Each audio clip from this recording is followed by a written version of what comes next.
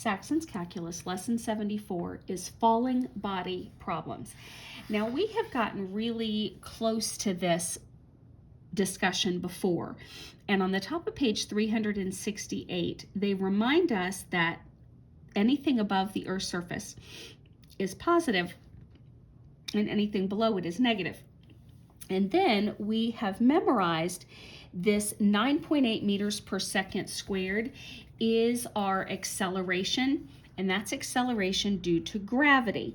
And since this is a constant number, if you work your way backwards from a double derivative giving you negative 9.8, then you end up with your height being negative 9.8t plus the velocity, and then the actual height in real time derived again, integrated again, takes you back to negative 4.9t squared plus the velocity times time plus your original height. So those are your basic formulas that come every single time off of the fact that you always get this memorized 9.8 number. And then now, because it's acceleration due to gravity, it's negative 9.8. All right, then example 1 says, an object is dropped from a height of 2,000 meters. Begin with the acceleration function to develop the position function. How far above the Earth will the object be 20 seconds later? Well, we can already see by working our way backwards that we get to this formula. So rather than redoing that, we are going to use that to say how far above the Earth will the object be 20 seconds later. So we are plugging 20 in for the time here. So that's going to give us negative 4.9 times the 20 squared plus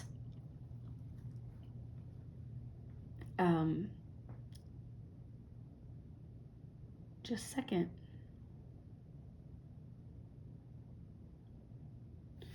I didn't stop to find something. The velocity. Okay. But this should be,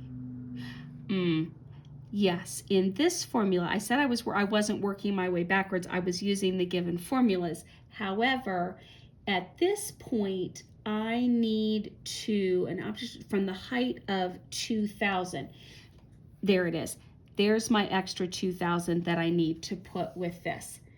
And so when I work that out, yes, okay. So I'm basically, this is what I needed here. The negative 4.9 times the 20 squared plus the original height, which was the 2,000. And that's going to give you 40 meters. Okay, example 2. A ball is thrown downward with a velocity of 40 meters per second from a height of 2,000 meters. Begin with the acceleration function and develop the position function for the ball. What will the position of the ball be after 8 seconds? So I know that velocity was 40 meters per second. So I've got negative 9.8t with the 40, but it's thrown downward, which means I am minusing the 40. So at this point, I've got negative 9.8 t minus 40 is giving me the velocity at time. Okay. Then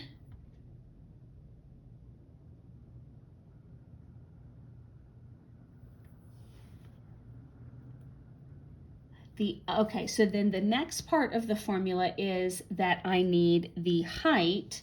So that's going to fill in the extra 2,000 that it gave me. So now negative 9.8 t squared minus 40t plus that initial 2,000 is the height, parenthesis height time.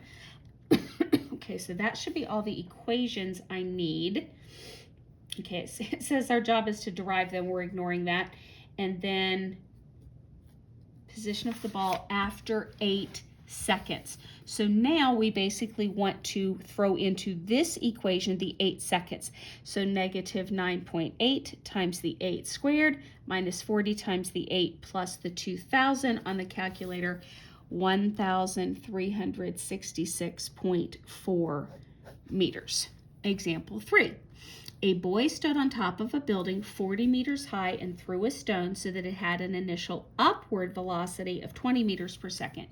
Begin with the acceleration function, develop yada yada. How high will the stone go? How long after the stone is thrown will it hit the ground? So we need to work our way to the height formula. Let me see if I can just do it in one step. So that's going to be the negative 4.9 t squared. And then the velocity, 20 meters per second, and it went upward, so plus 20t plus, and the initial was 40 meters high. Okay. So yes, I can just go straight to that formula. And then, I think that's the first question at once. Okay, so how high will the stone go?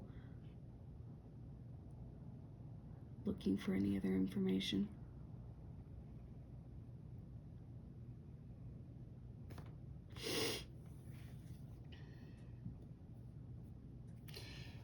So my velocity, oh, I didn't write that one. All right, I'm going to write the velocity one as well. So that's going to be negative 4.9 t plus that 20, and I need to find how high, so I'm going to set that equal to 0. So negative 4.9 t plus 20 equals 0. And then move the 20 over, make it negative, divide by the negative 4.9, and t should be 2.04 seconds. Okay, so that should answer, no. How high will it go? Now I know that I need to plug in the 2.04 into my height. So negative 4.9 with 2.04 squared plus 20 times the 2.04 plus the 40 should give you 60.41 meters is how high will the stone go. So there's one answer. I didn't box the formula one, but how long after the stone is thrown will it hit the ground? So now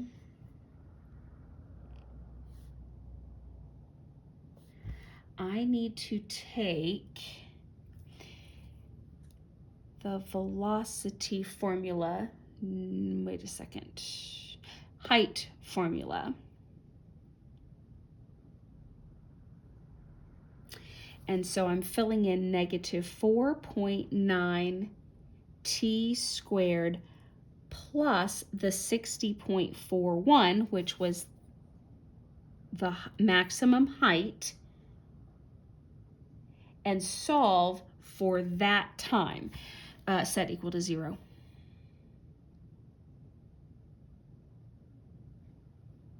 Yes. So then that's negative 4.9 t squared equals negative 60.41. Divide by the negative 4.9, that kills off the negative, so I get t squared equals, and it's some sort of decimal, whatever that is. They didn't even tell me what it is. And then when I square root to remove the squared, the square root of whatever this decimal is, I should have a plus and a minus here in front of it. However, since I'm dealing in real time, I can't have negative time. So I'm going to ignore that part and just find that answer that t is, and its calculator, 5.55 seconds should be the